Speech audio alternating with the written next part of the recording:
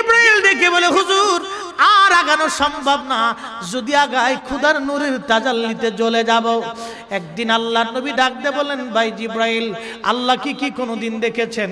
বলে হুজুর অসম্ভব। জিবরাইল, আল্লাহ থেকে আপনার দূরত্ব কত দূর থেকে ওহী নিয়ে আসেন?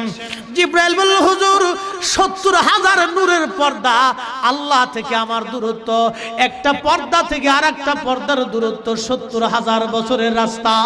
একবার আওয়াজ তুলে বলা যাবে কি আল্লাহু আকবার?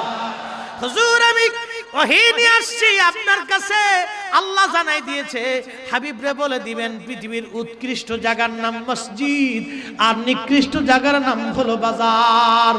জিবরাইল আমিন ওইখানে স্টপ হয়ে গেলেন, নবীজি রওনা দিলেন।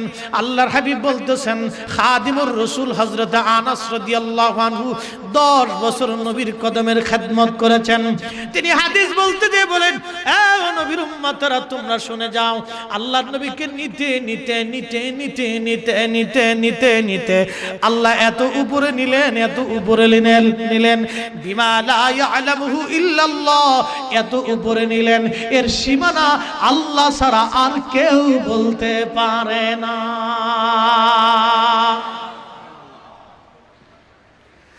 এরপরে নবী বলেন, সুম্মা যা সিদরাতুল মুনতাহা, আল্লাহ তার হাবিবকে সিদরাতুল মুনতাহার উপকণ্ঠে আনলেন। আগেই বলছি সিদরাতুল মুনতাহার শেষ সীমানা হলো সৃষ্টির উপরিভাগ।